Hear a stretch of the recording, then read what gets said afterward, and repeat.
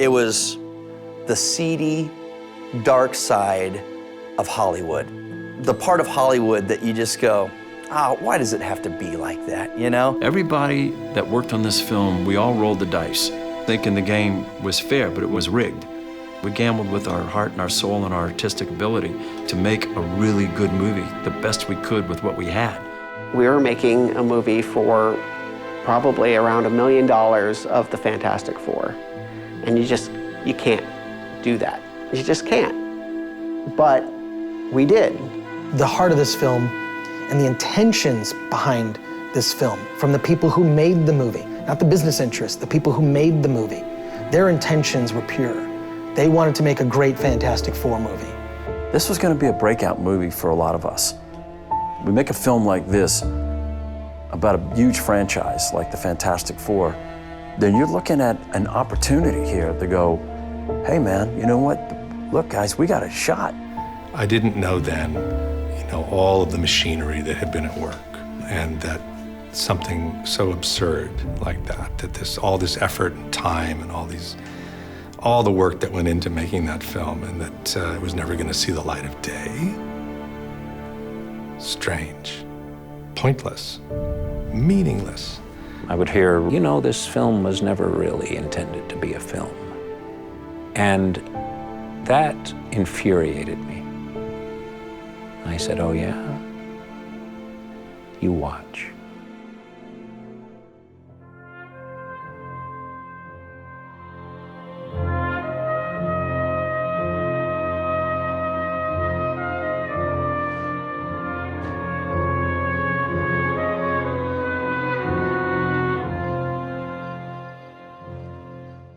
I am Joseph Culp.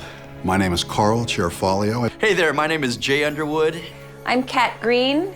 I'm Rebecca Staub. My name's Michael Bailey Smith. I'm Alex Hyde White. I played Reed Richards. And I played Dr. Doom. I played The Thing. And I played Johnny Storm, the Human Torch. I played Ben Grimm. I played Alicia Masters. And I play Susan Storm. Hi, I'm Ole Sassone. I was the director of the 1994 Roger Corman film, The Fantastic Four. Hi, I'm Mark Sykes, and I was the casting assistant. My name is Glenn Garland. I was the editor. My name is John Volich, and with Everett Burrell, I was co-owner of Optic Nerve Studios that was responsible for the makeup effects for Roger Corman's Fantastic Four. I'm Jonathan Fernandez, and I was the Vice President of Marketing at Concord New Horizons. I'm Chris Gore, and I was the on-set journalist for most of the filming of the Fantastic Four. I'm Sean Howe. I'm the author of Marvel Comics' The Untold Story. I'm Lloyd Kaufman, President of Troma Entertainment. I'm Roger Corman, and I, together with Bert Eichinger, were the executive producers of the original Fantastic Four.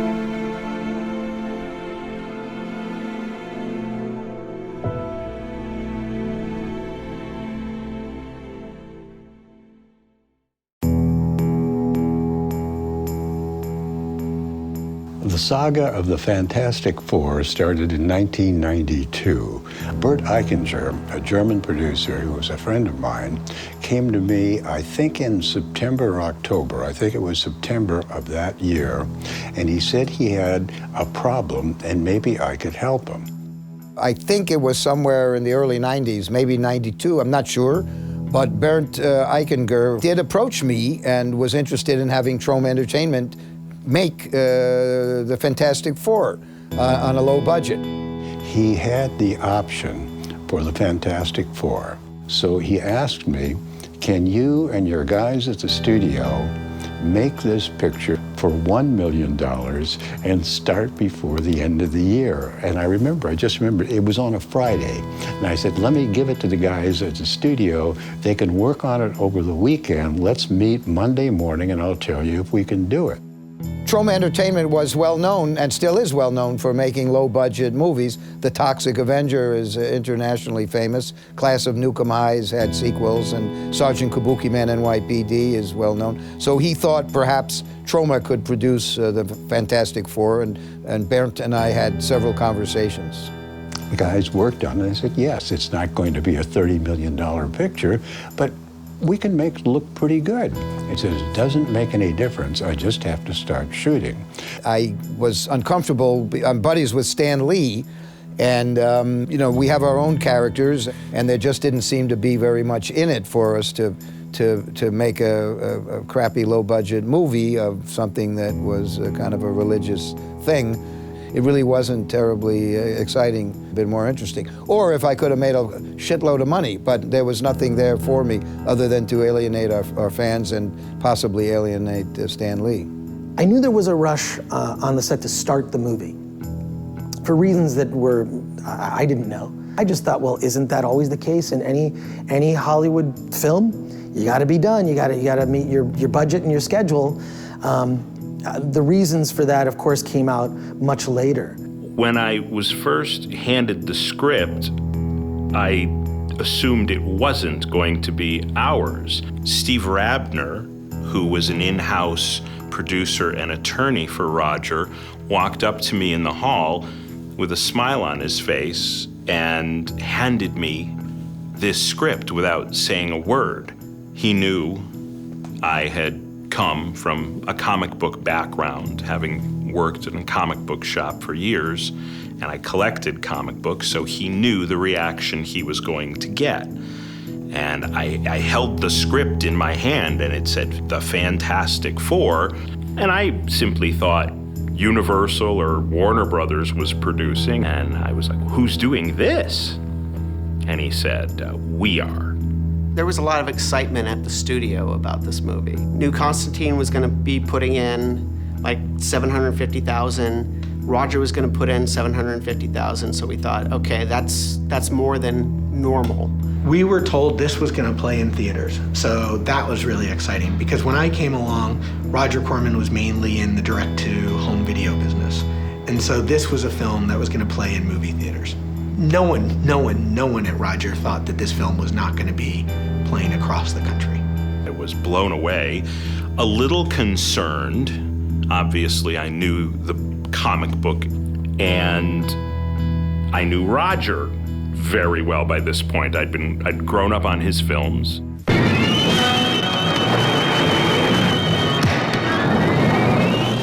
And here was a huge property.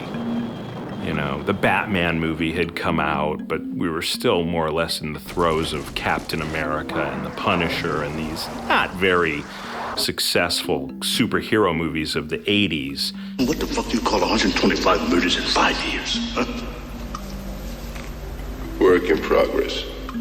And here's the Fantastic Four on a Roger Corman budget. At the time, I think our expectation for Marvel characters in movies was pretty low. I think the best thing by then was, maybe the Incredible Hulk show.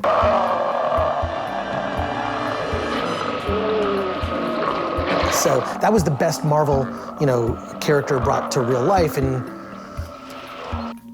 so our expectations were low. The Captain America movie, I mean, this was, for Marvel movies, this was the dark times. So the fact that they were even in costume, the fact that there was even a couple of shots of Mr. Fantastic stretching out his arm, you know what? I just sat there as a fan saying, I'll take what I can get.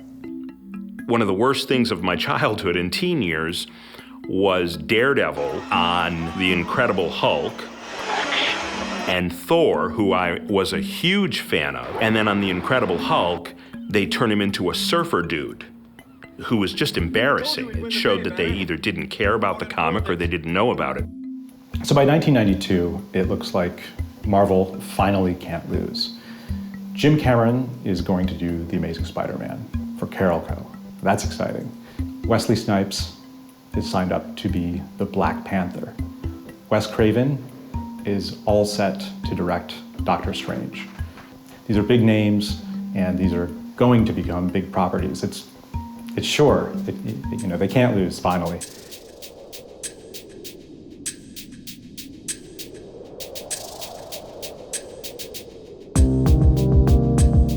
So when I read the draft of the script that was circulated early on, that draft embodied early Fantastic Four. I thought it was wonderful. Gave me the script, and I thought the script was great. I thought the guys, Greg Nevius, the script I thought was spot on. And the first thing I did was go to the Golden Apple comic book store on Melrose Avenue and picked up the reproduction of issue number 1. So I wanted it to be as authentic as what Jack Kirby and Stan Lee had envisioned. The first several drafts, of maybe 4 total, because we move fast, were the Mole Man. Well, as I recall, there was some issue over the rights to the character of the Mole Man. They may have had rights to the Fantastic Four, and it was okay to use Dr. Doom. So the jeweler changed from the Mole Man. Whenever Marvel licenses projects, unless it's an in-house Marvel Studios project, there's a certain limitation put on. You can't just take everybody, otherwise they would have had the rights to the Silver Surfer and the Black Panther and anyone else who'd ever appeared in Fantastic Four. So when they did this, it was a very limited right. And I think it's also suggestive of the fact that Marvel would have preferred the movie never be made. While Steven Spielberg was making Jurassic Park, Roger Corman was making Carnosaur. So Marvel couldn't have been thrilled. So I'm sure they were not going to be generous with licensing any extra characters that weren't very clearly covered in the option in the agreement with New Constantine. And I was relieved early to find out that it was a co-production, and we knew also at the company that when it was a co-production, we knew the money would actually get spent on the movie. So it meant this would be a slightly better film than we were used to, still a little scary. It was my understanding that New Constantine was going to put up half the money, and then Roger was going to put up the other half. But Roger's half was going to be with services. Like, I don't know how much he was renting his studio for. I don't know how much he was paying some of the people who were on staff. I don't know if he actually put in the budget $850 a week for an editor, or if he actually put down the going rate for an editor, which was probably 3 or 4 times that. So, you know, I'm not sure actually how much Roger ended up putting in. The hardest thing when you're selling a Roger Corman film is to create brand awareness. What the studios can do is they can put Tom Cruise's face on their poster, say Tom Cruise, and that's a marketing campaign. We couldn't do that. We didn't have stars of that name. But when you came up with a name like the Fantastic Four, and when you create a poster like we did, which was the comic book heroes, we could compete on an equal playing field with the big boys.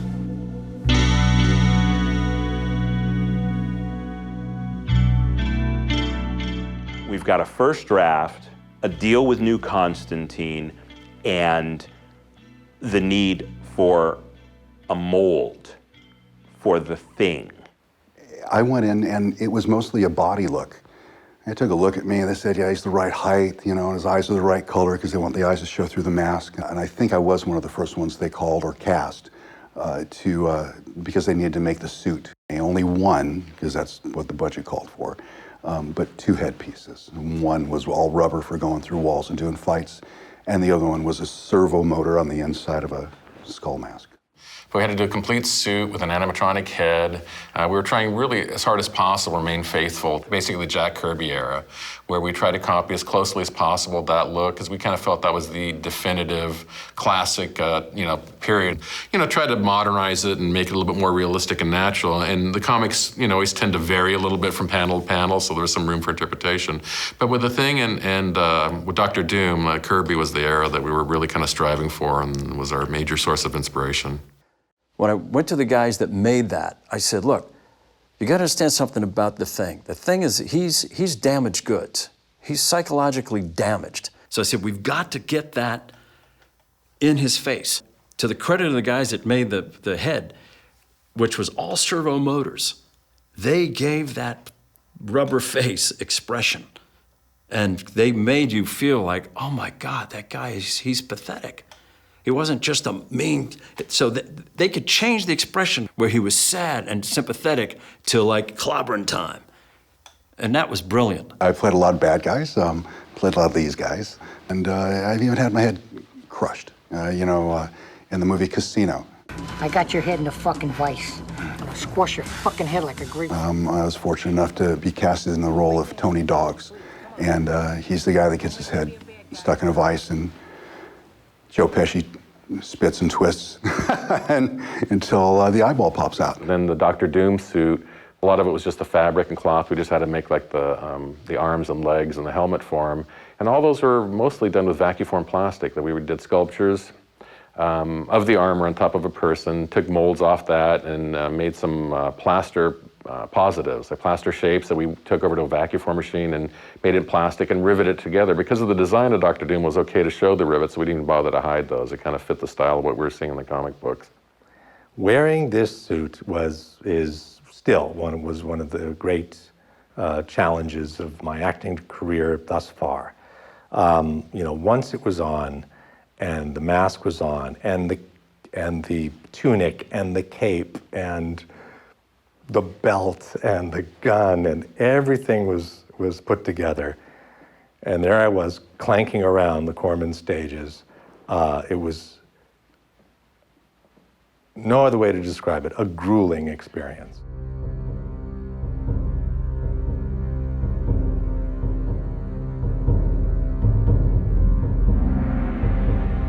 So the casting director on Fantastic Four was Laura Schiff. Laura knew my background in comics, as did Steve Rabner.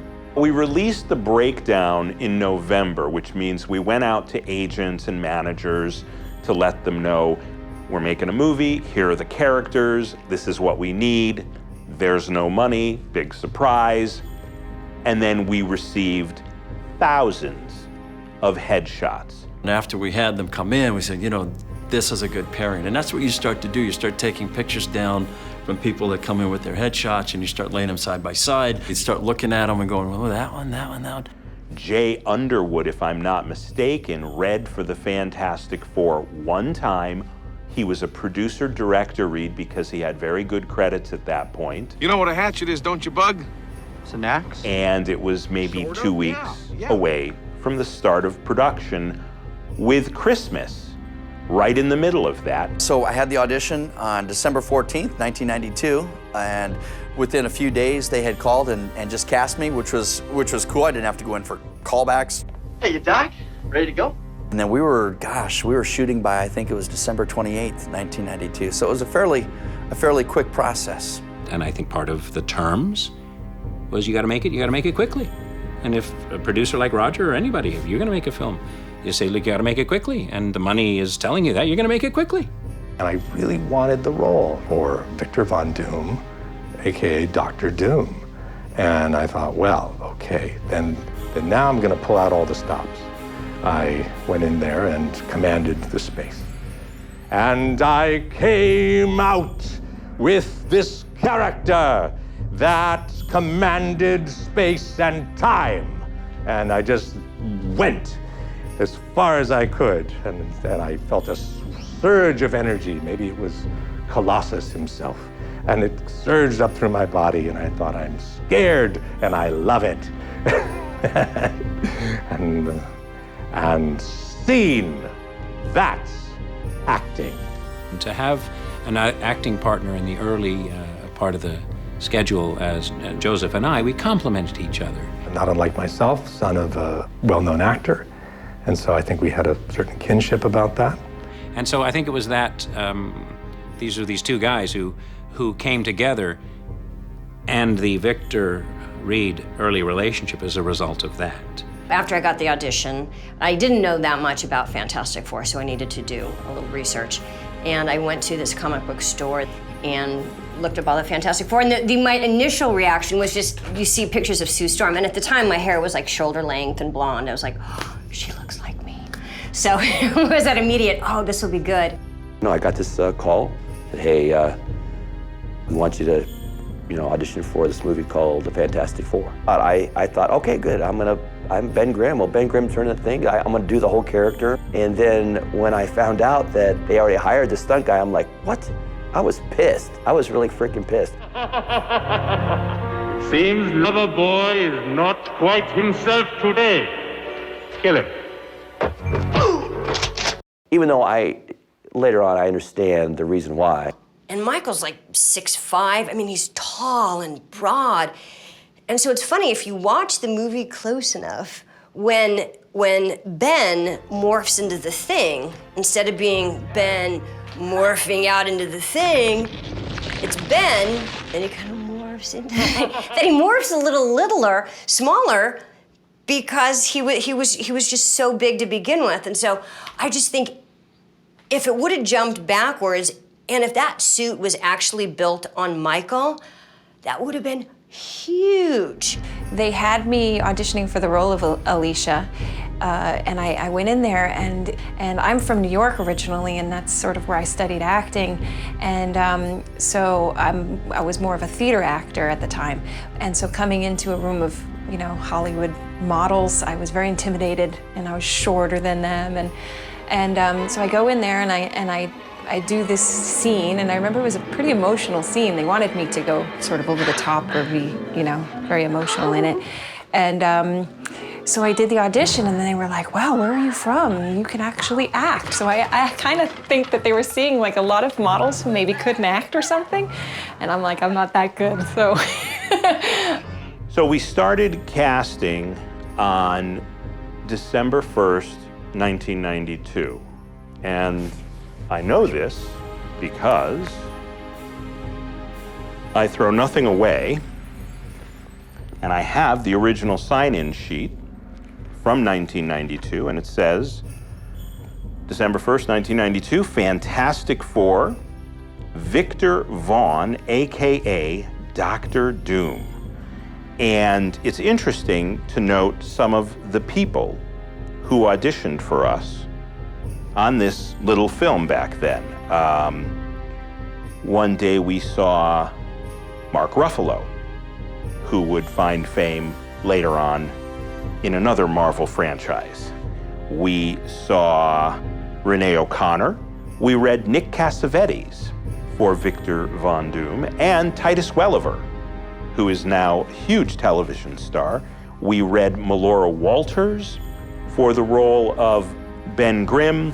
We read Patrick Warburton. After we all got cast, the director, Oli Sasson, he wanted everybody to just get together, at least for one meeting, to kind of just touch base, because this was quick, I mean, this is an incredibly short amount of time to accomplish what you think would be huge for a sci-fi movie, a comic book movie. So we all go to Oli's house. In his pep talk to us was, okay, gang, here we all are, and we realize that there is not the money involved for this production that normally a movie of this kind or caliber would need to pull off, especially all the special effects. Ole had some very strong ideas about how this guy, that he wanted to see the tyrant, he wanted to see the king.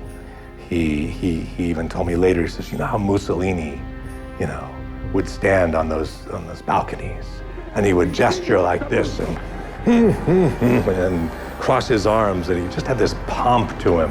And Ole said, I want to, go for that, go for it.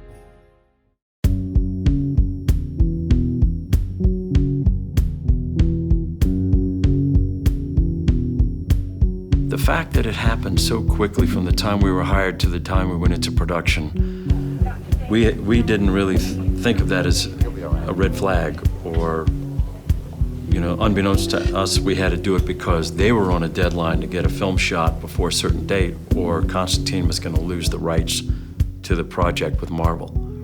But we didn't have any clue to that. They were just saying, we're going to fast track this movie, let's get it cast, let's get it shot, let's go. The reasons for that, of course, came out much later, and I think weren't known to anyone that was involved in actually making the movie. So there wasn't any reason for any of us to think at this point that there was anything else going on other than we're making this movie, Roger Corman's making this movie, there's this company, New Constantine, that's on board that's making this movie, and the movie will get made and come out. When you're lucky enough to work as a young actor, sort of learning your craft as a Padawan in the world, and you can become part of the Concord New Horizons stable, Roger.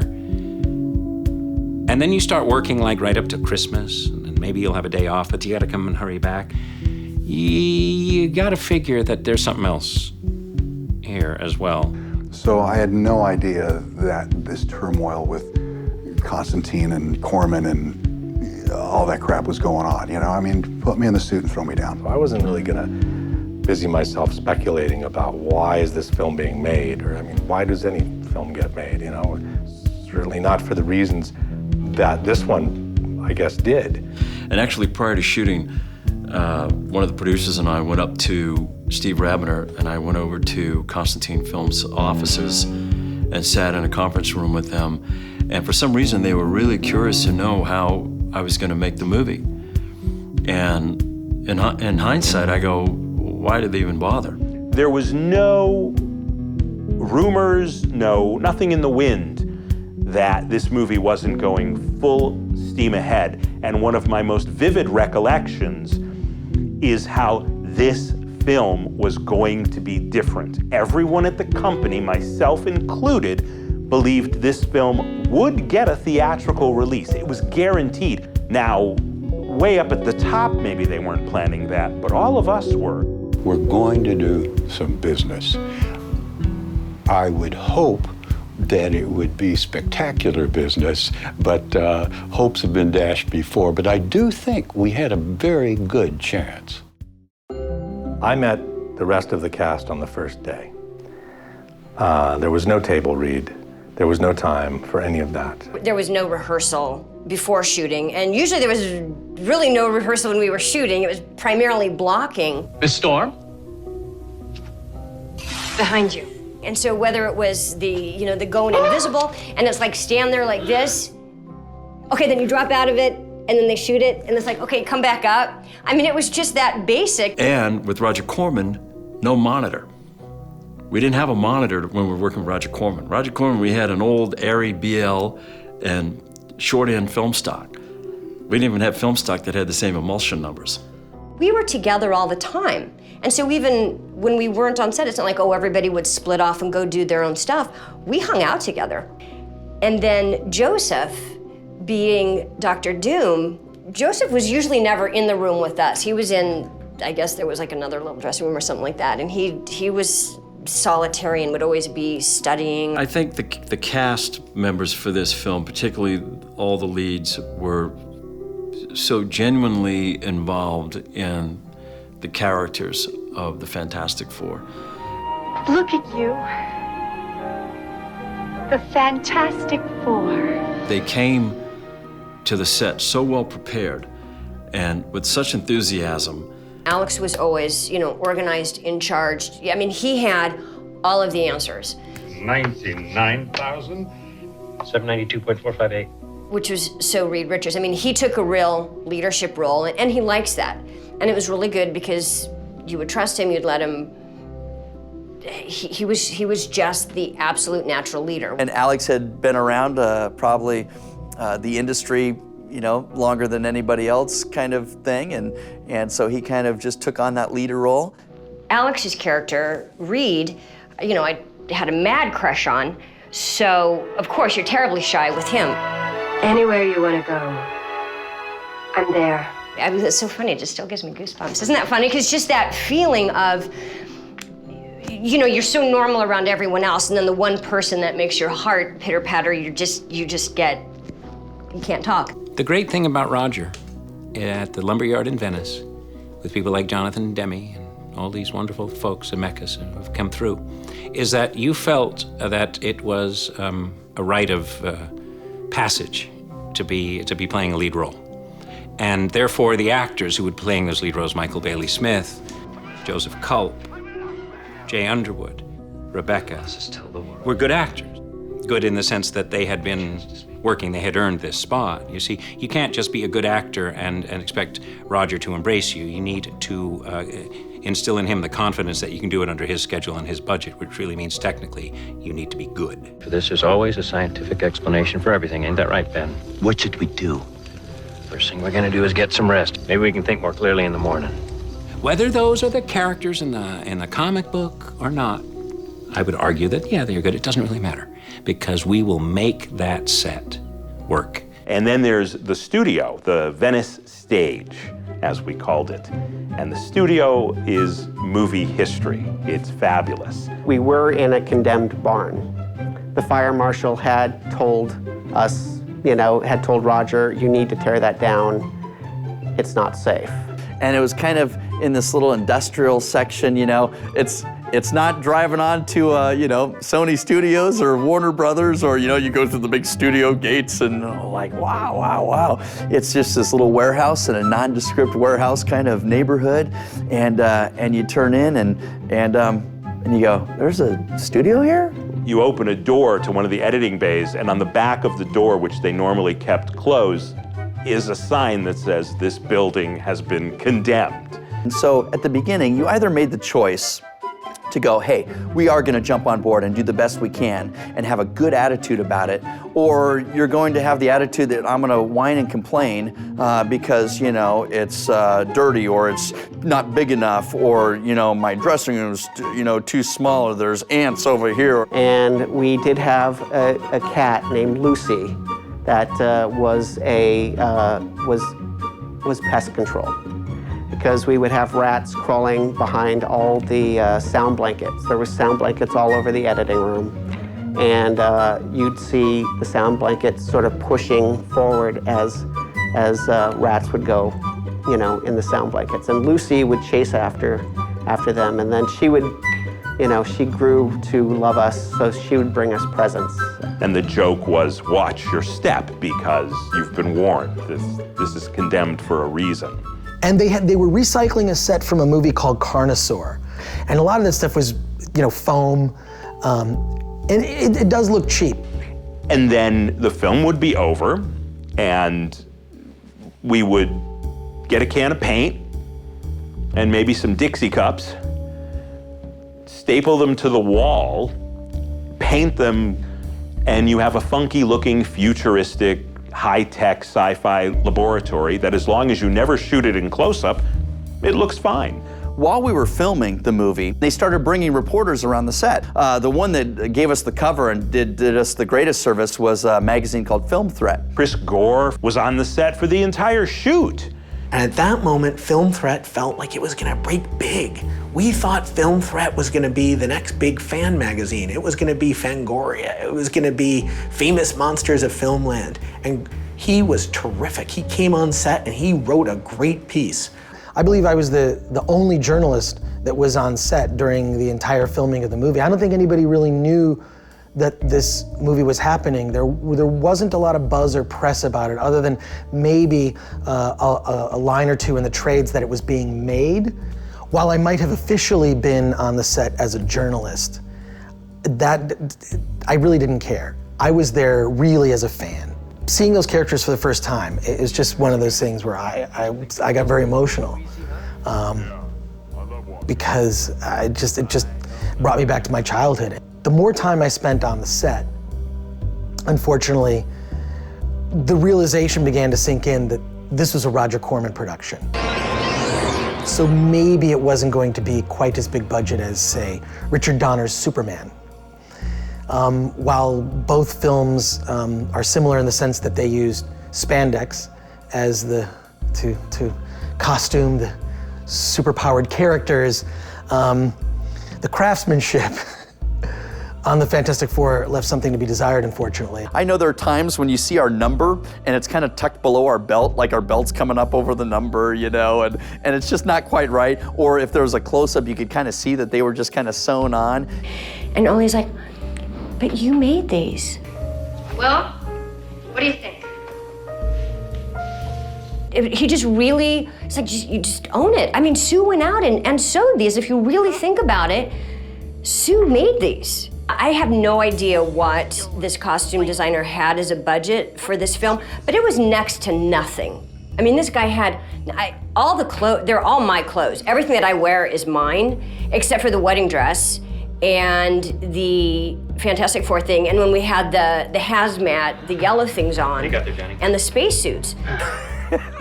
And they pulled out some spacesuits for us to wear. And you go, you've got to be kidding me. Oh my word. Cheeseball low budget spacesuits. That was funny. That was funny. I did see the limousine shot as it drove away and this big bendy arm come up and do this. And I went, oh, That's interesting. I'm not so sure about that effect. Stan Lee came out to the set when we were shooting this film, because you have to go back and remember, they were not doing the big budgeted Marvel movies. And this was, you know, one of his babies that was being filmed. He, at the time, seemed enthused enough about it. You know, I don't know what was really going on in his mind. Between takes, he came up to me and he said, he goes, Michael, I have to tell you, you are what I envisioned Ben Grimm to be. I'm like, okay, that's pretty cool. And I, at the time, didn't really know how the gravity of that, what that meant. And I didn't really know Stan Lee as much as, you know, how huge of an icon he is. So that really meant a lot. I have to say I didn't know who he was at the time, and but then after meeting him and then other people telling me, you met Stan Lee, then I realized, oh, okay, he's a big deal. I think that he was a presence on the set. He wasn't there, but Stan Lee was a presence, and I think every single level production kept that in mind. And then when we did the whole San Diego Comic-Con, he was already on some other project, I don't know what it was, and someone asked him, so what do you think about the Fantastic Four? And he says, well, I don't think much of it. And when we heard that, that really hurt. I mean, like, are you kidding me? And then we felt like, okay, now it's us against the world. People don't usually remember after they get the check. They say, actually better. Stan Lee, for God's sake. He'll pretend now that it... What? No, there's never made. Absolutely never. I would not allow that. Oh, yeah? How many times did you visit the set of our film, Stan? You have a nice time? Yeah. He brought the donuts once. Okay? A Fantastic Four movie in the works. It is not only in the works, it's just about finished. It'll be released sometime, I think, the end of this year. And I'm not expecting too much of it. It's the last movie to be made that we at Marvel had no control over. Our lawyers just gave the rights to Roger Corman to do the movie. There will be no other projects like that. Everything after that, we're doing ourselves. The end of production happened unceremoniously. I don't think there was ever a cast and crew screening. I don't think there was an official wrap party even, which is always not a very good sign. We definitely were cutting as quickly as we could. And this was on film. Nothing was digital. We were cutting on moviolas. And so we were working fast. You start cutting on the first day. Usually you have your assembly done a week after principal. And then you start working with the director. We made movies fast, which means we edited them fast. And my first sign that something was up with the Fantastic Four was the time, the duration between screenings. All of a sudden, we weren't screening Fantastic Four anymore. They just kind of let it languish in post for some reason. We were scratching our heads going, wait a minute, Roger's cut a trailer. He's showing a trailer in the movie theaters, but why are we not finishing the movie? My feeling is like, if I'm going to do a movie, it becomes my baby along with the director. And so, you know, we're going to keep working on it, you know, however much we can until it's pried away from our hands. My editor and I, Glenn Garland, I had been hired before the Fantastic Four was finished to go make another movie for another company in town. And while I was editing that movie, after everybody left the production office, I'd take that movie off the flatbed reels and put the Fantastic Four up. So we were actually posting and finishing the movie sort of in a clandestine sort of operation, just to get the film done. Something was starting to take shape of an unknown quantity, perhaps a secret, perhaps people not being told all the facts, some non-disclosure. Hard to tell. I remember Steve Rabner, you know, got a bit annoyed with me because I started calling a lot and saying, hey, what about stills? And hey, what about I Want a Mask? And hey, when are we doing Doom's last shot? Here's to the future, my friend. Which was him falling, into the green screen below. And he goes, well, we'll let you know, And he was just putting me off, like, oh, I got a crazy actor here. The head of post-production for Roger Corman at the time was sneaking stuff out to us and getting it snuck into the lab under some other film titles. Roger did continue to pay me my salary and not put me on one of his other movies because I believe that Ole felt that it was very important. We had become very close collaborators at that point, and we're very closely aligned on the visual effects. And so I think he felt that he needed somebody who was going to be his right-hand man through this really hard battle that we were going through. So we started with a effects supervisor who had gotten the job on the Fantastic Four originally because he claimed to have done the visual effects for Independence Day. Blame on! I think we realized pretty early on that maybe he was one of the artists, but he was not the visual effects supervisor. I believe it seemed that he was way over his head. I think he was a little nuts, actually. He talked a big game, and he had all this equipment, but he was just a strange guy. He didn't really know what the hell he was doing. He didn't have any clue. It seemed that he was going to try to deliver stuff that he couldn't possibly deliver. He had all this pie-in-the-sky idea of all these great visual effects. And we were turning over shots to him to start doing visual effects very early on. And we were waiting and waiting and waiting. And then he would send us something, and we'd say that's totally unacceptable. And so we went back and forth with visual effects for a long, long time. And at the end of the day, he just abandoned us. We ended up going to a place called Mr. Film. And this guy, he was fantastic. He worked so hard, and he gave us as much as he possibly could. We would have loved to keep working on it and making them better. However, there was no money to continue. It was all over with. There was no more money coming from Corman. It was over. It was just, and we just finished it. Hang on, Victor. Literally, I went to Mike Elliott, the producer there at the time, and said, Mike, I gotta go shoot a scene of Dr. Doom sitting on a throne so Mr. Film can do something in post in the computer world and put it in the movie. Very good. And he said, well, what do you need? I said, I needed like 2 rolls of film and a camera. And so he loaned us the 2 rolls of film and a camera. And then later on, we were post and editing the film. We said, man, you know what? We need one more scene with the Thing out there in the world. So the film wrapped production at the end of January 1993, and the next I hear, Steve Rabner comes to me and says, how would you like to be the Thing?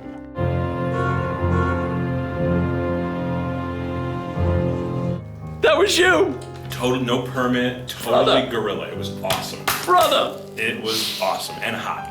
Yeah, and we had the 2 girls at the outside with under the buildings, and we were looking for any place that had light. Yeah. That had any kind of light. Yeah. So I could expose the negative. Hollywood and Vine. Yeah, brother. I remember it well. Isn't that funny? Isn't that, I would have paid to be in that suit. I was so excited. That was you, man. Yeah. Wow. Roger Corman guerrilla shooting at its best.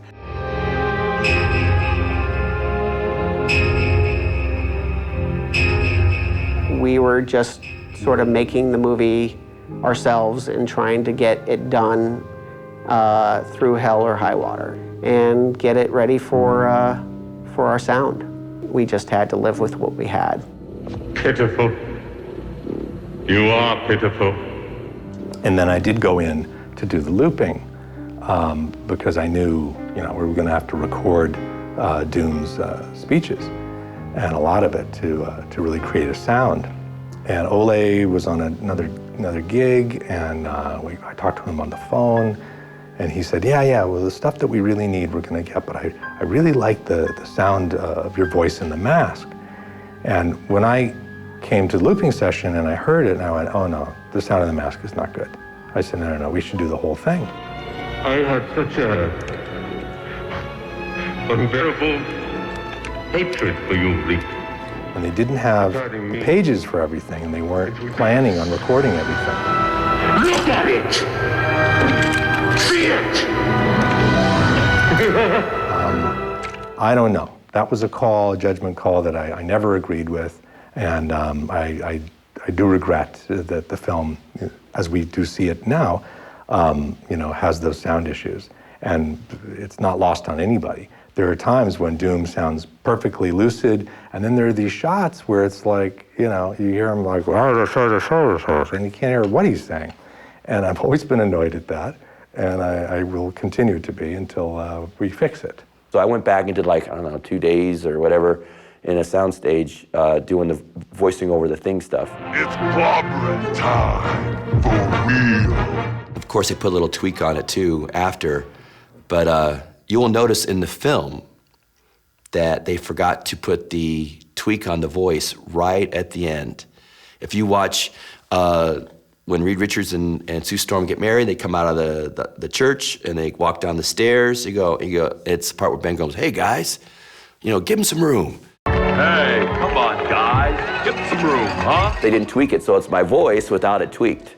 So they forgot that part for some reason. I pointed out to Ole, like goes, oh, I have to go back and look at that. So. The composers came in, David and Eric Wurst, those two brothers, did a brilliant job with this, with the music for this film. They did a fantastic job. I was like, this movie has potential. And they took money out of their own pocket and hired, I think it was a 40-piece orchestra. And we went into the Capitol Records building in the studio where Frank Sinatra recorded and did all the music for the Fantastic Four down there. And I was there. I sat in the room with them while they conducted a 40-piece orchestra for the music for this little movie. And they paid for it. They didn't get that much money to do the soundtrack. I think they paid an extra $6,000 or $8,000 out of their own pocket to make this work, because they were so enthusiastic about the project. They liked the film. And I think everybody was doing this too for another reason and another motive, which was, getting a big break on this movie that could put us, up the ladder in the business where we could start getting bigger and better movies. Part of the myth of this film is that Ole Sassoon was the illegitimate son of Vidal Sassoon, and that's not true. But I only found that out about a year or two ago. So, Ole, he was great, He was shortchanged. He was gypped. He's the guy. He's the guy who would have had. And I don't know, I'm sure I know he's done work, made films, but he deserved it. He deserved this film, even if it were to be taken away from him. He deserved a chance to make bigger films. I get the sense from Ole that he was doing a much bigger picture than I had even thought this was. That he really thought this was going to be this big blockbuster. So we all were looking at it as being something that could certainly help our careers. That, hey, this could really be a stepping stone. And Ole looked at it the same way. I can't take it anymore. Look, we've got to get out of here, huh? Just maybe this film then could actually do something for all of us, even career-wise. I do distinctly remember that at that time in my career, it looked, felt, smelt like a break. You're gonna carry an action adventure, light, comedy, sci-fi, and it's gonna get the big treatment because Marvel or New Constantine is partnering with Roger. They were under the gun to make it. There's more money than there's ever been for a Roger Corman movie. And we were expecting that the follow-through, one thing to make it in 3 or 4 weeks, it's okay, it's not a hard script, but the follow-through, the editing, the CGI, the music, whatever it's going to be, I think there was an expectation that that would continue to only get better. So the months went by. I did some other projects and acted in various things, and then I got word that we were going to start promoting the film. That's what they brought me a huge box of stills of Dr. Doom. It was July 1993. Film was in post-production, let's say. Probably more accurately, it was in post-production limbo. And I get the call from the marketing people. How would you like to introduce the Fantastic Four, the cast, to the LA Shrine Auditorium? It'll be the Los Angeles premiere. We're gonna show the trailer. The cast will be there. You'll do a big appearance. We were screening the trailer at the Shrine Auditorium at the comic book convention. The line was out the door and around the block. I've never seen such a crowd at the Shrine Auditorium, and I'm there every few months for the comic book conventions. And here we were. We're the guys, we're the team, you know. There's Fantastic Four and Dr. Doom. We're signing autographs and there's fans coming up. I'll never forget, I learned a lot from Alex Hyde-White because he was a really good promoter.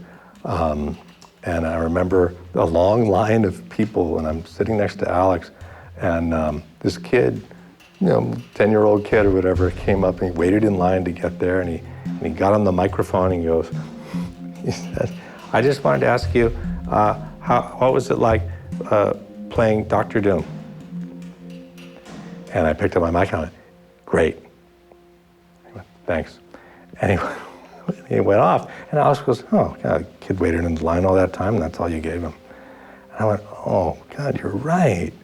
So he really taught me something there. It's like, hey, do a little spiel, do something for him. And so now you see that I talk, ad nauseum. And then Alex and Michael, and even some of the other cast members now and again, would do convention appearances.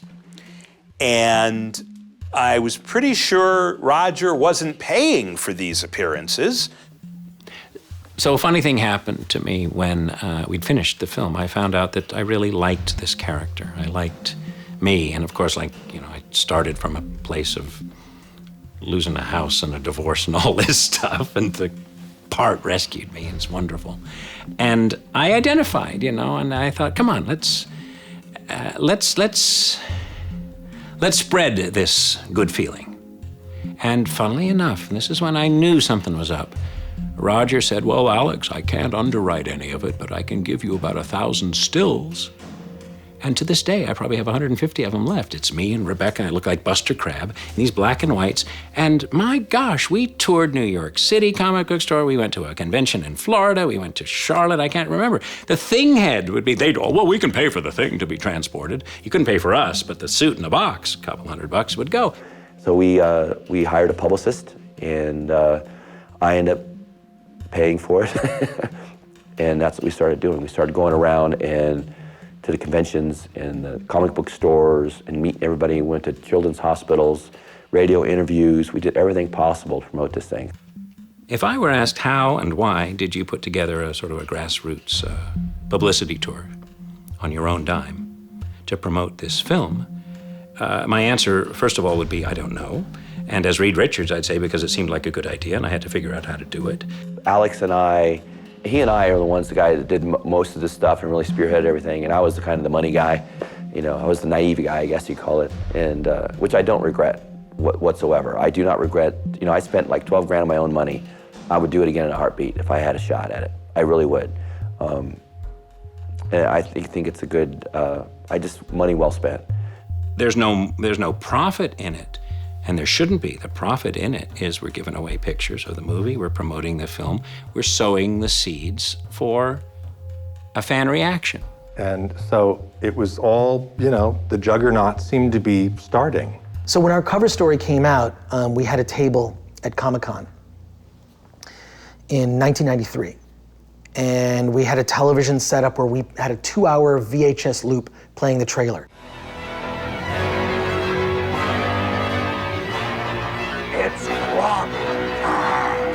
I can still in my head hear the trailer in 2-minute chunks playing in my brain with the music from Battle Beyond the Stars.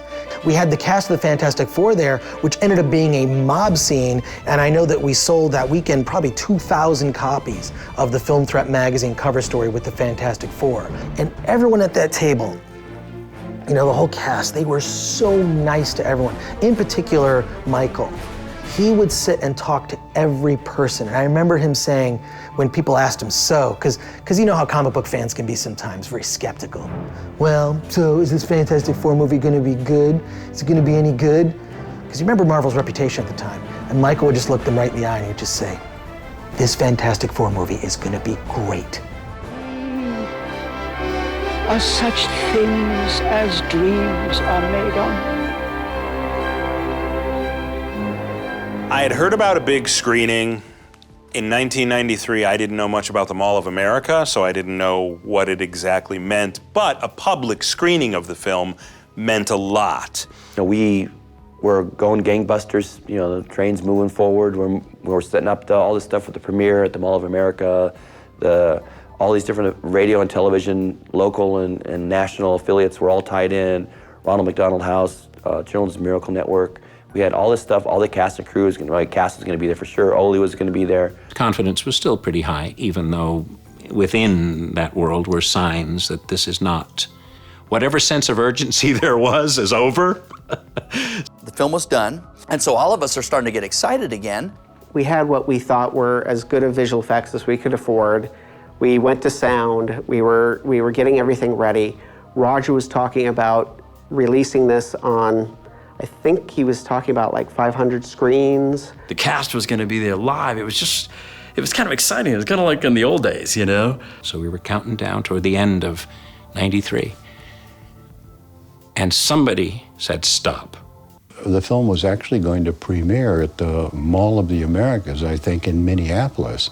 But I don't think anything ever happened of it. I think somebody was trying to do something without paying attention to who had the copyright.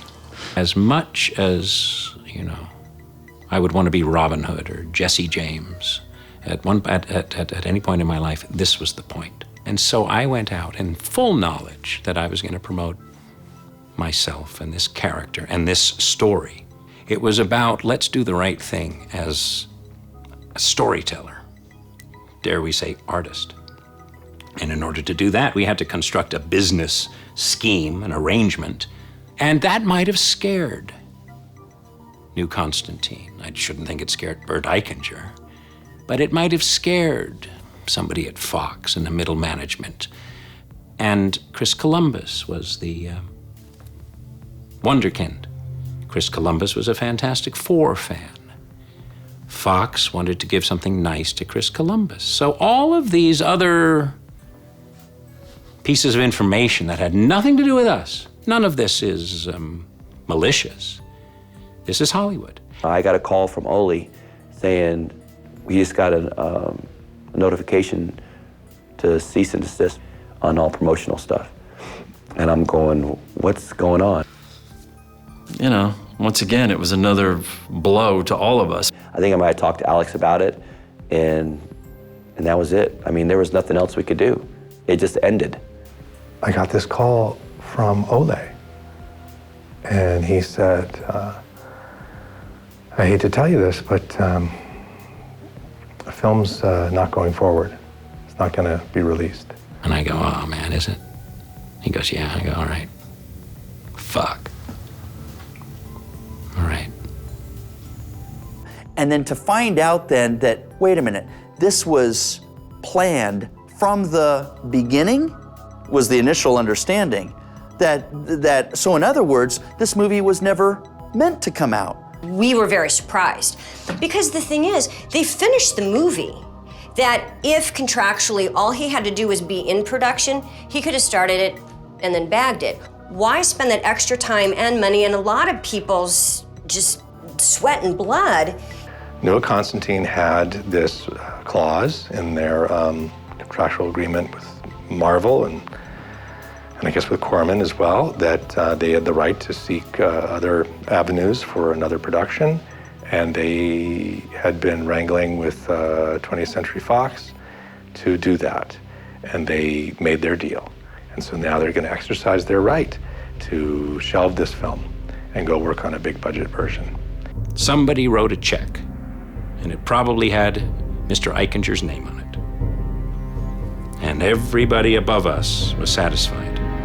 Fox, Constantine, Marvel, Perlman. Roger, whoever was at Fox who was scared witless because some barnstormers in blue suits are out there trying to pinch his project. I don't know. I was a bit stunned, you know. I was a bit, this doesn't make sense. Is this just sort of a lag? Or the idea that it would not be released in any manner, that it would be shelved, that it would never be seen, is hard to imagine. I was called into the post super's office and told that the negative was being transferred out of the lab and that Roger no longer owned the print. And so that was crushing.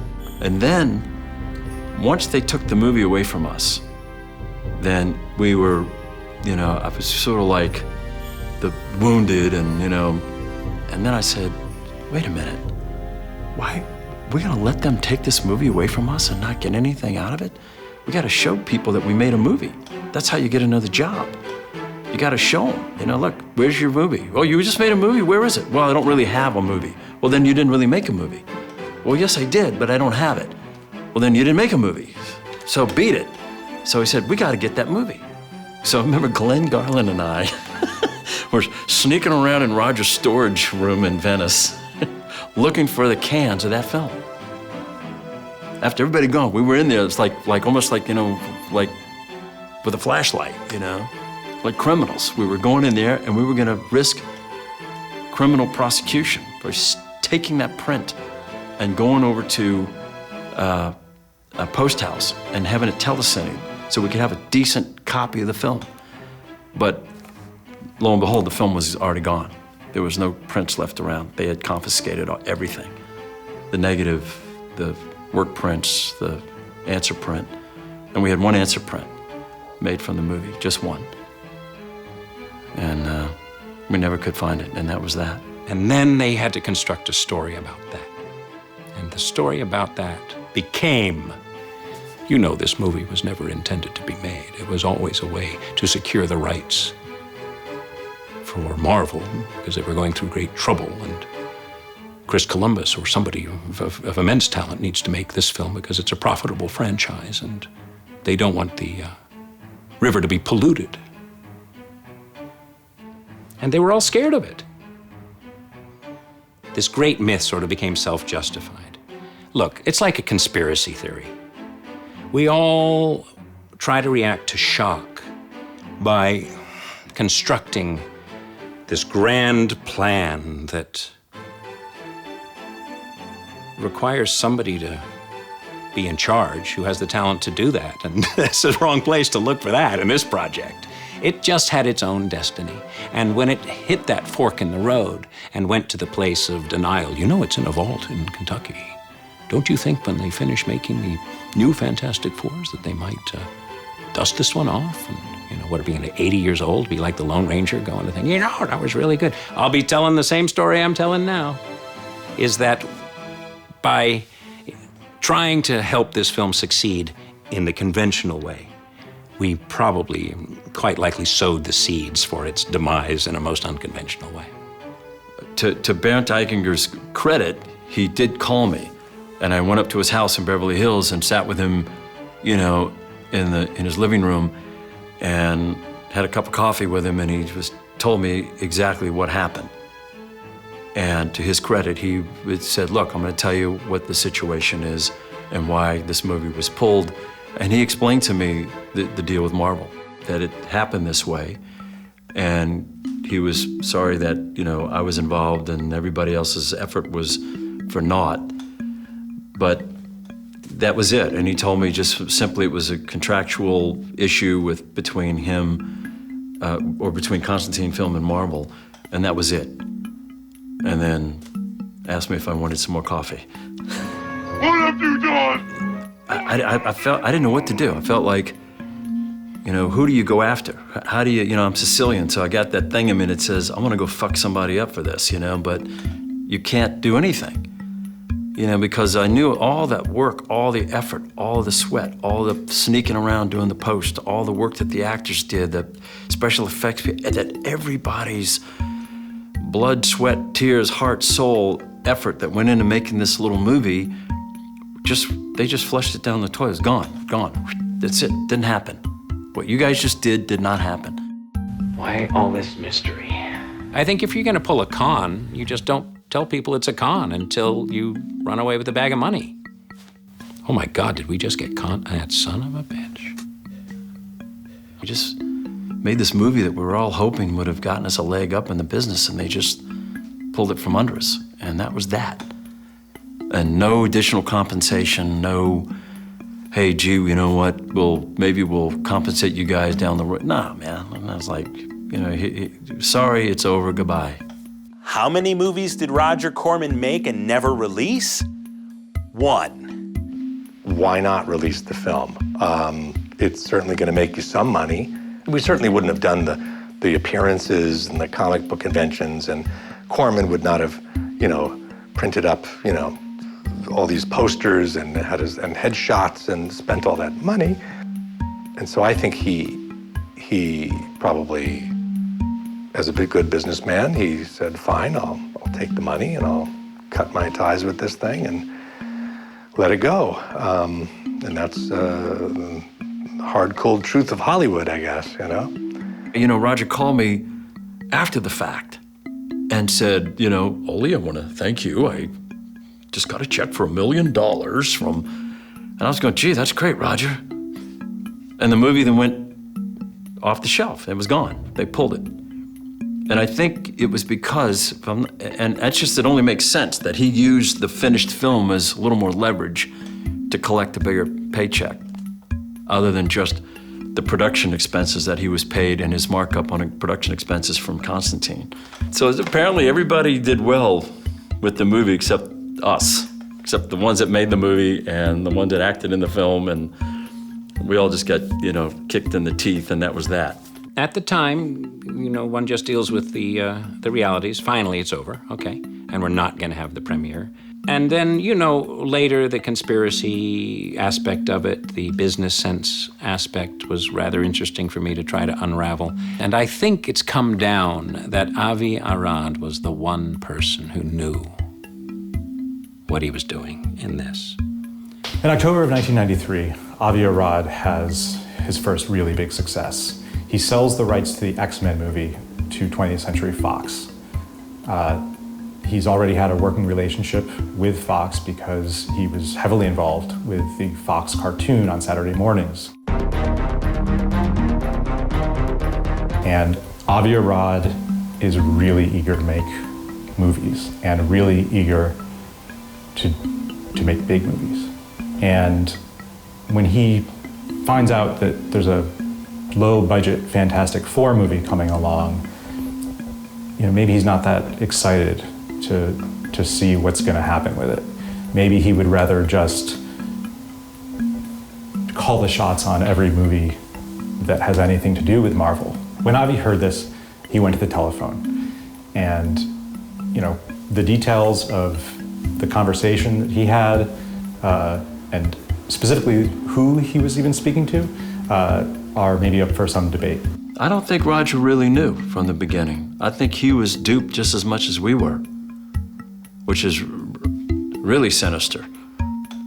But, you know, if you've got a secret that you need, it's a life and death secret, or it's to either to keep the franchise or lose the franchise, you don't tell anybody. You can't afford to do it. And that's what they did. I mean, it was lockbox, you know, it was, this is it. We're not letting this secret out. If we do, we're gonna be nuked, you know? So I think that's, you know, the importance of them not telling anyone, including Roger, that this thing was gonna be doomed. Avi, I think, wanted control of Marvel in order to save it. Look what's happened. And when you look at it that way, my gosh, what a wonderful sort of cog in the wheel. I might be even betraying myself in our own movie for saying it, but I kind of see Avi Arad's perspective on it. You know, they wanted to come out with this franchise, you know, big and with a splash. And in a way, maybe Marvel is not really the bad guy so much as it is Clandestine Film, because maybe they were secretly hoping that they didn't make the movie, you know, so they could get the rights back and go do it elsewhere. Because in the end, Marvel Productions and what they've become today made them billionaires.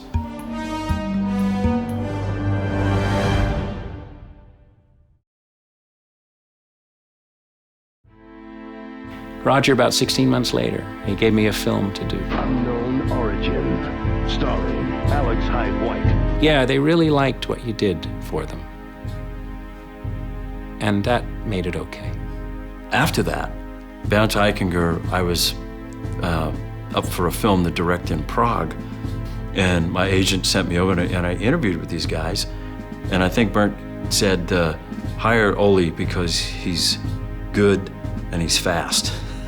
And I gotta tell you, going to Prague and making a film was one of the best experiences of my life. That was a great, great experience. And the film turned out really, really well. And then when we were posting the film in Munich, I happened to walk into a restaurant with the editor, and we went there to eat, and Bernd Eichinger was sitting against the window having dinner by himself. And I went over to say hello to him, and he goes, "Oh, Oli, how's the film? Everything good?" I said, "Yeah, it went well, man. I wanted to thank you for, at least throwing me a bone." And so we sat down and to have dinner, and the next thing we know, Bernd Eichinger sent over a bottle of Dom Perignon.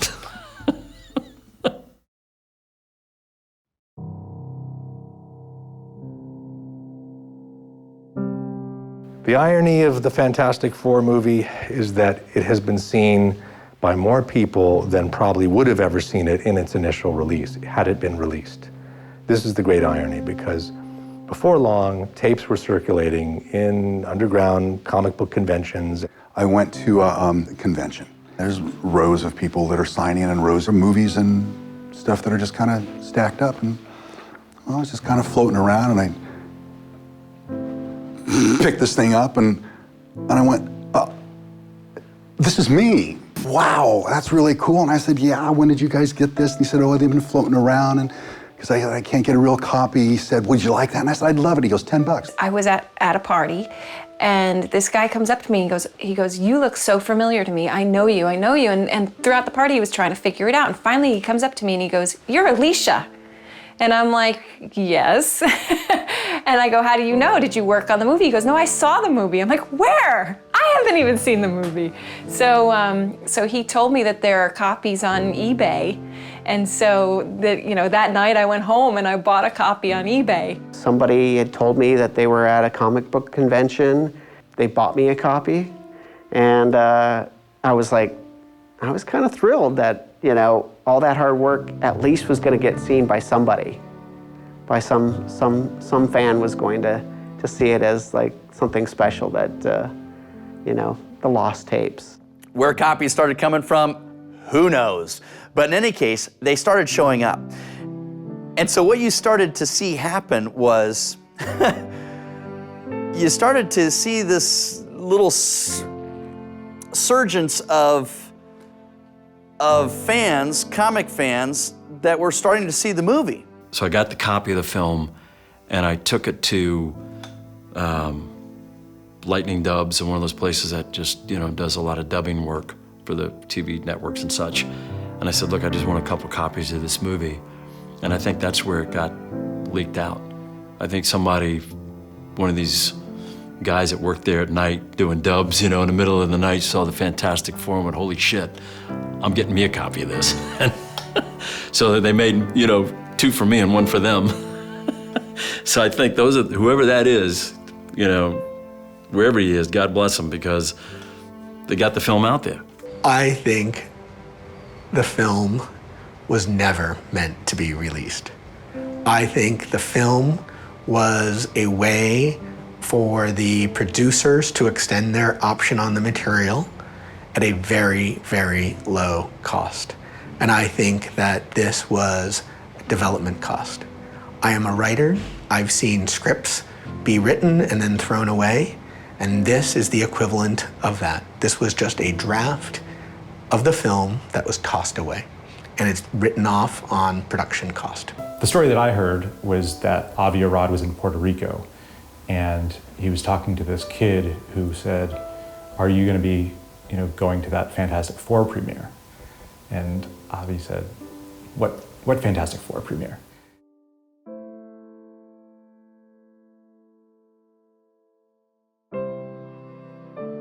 Marvel does have the movie. They own it, you know, that it's, for all we know, I think the comment from the fella who ran Marvel or runs Marvel is that, you know, yeah, we burned it or it got burned or something, but it's probably, we would imagine, in some film vault somewhere. I can't imagine he, you know, burned it.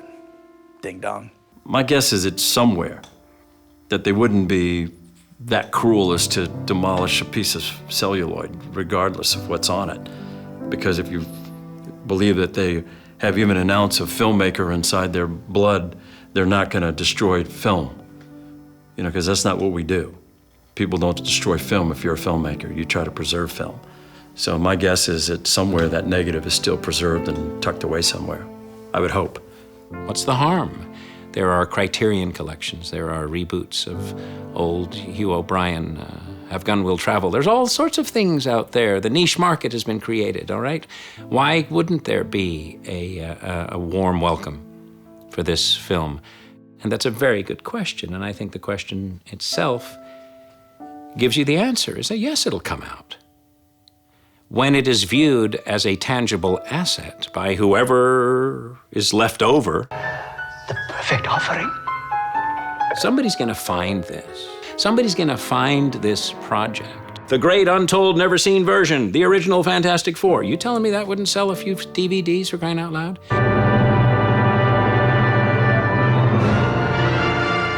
The fact that it never was released, that doesn't matter. It doesn't matter. It's about giving this film its third act. And I'm sure it'll happen.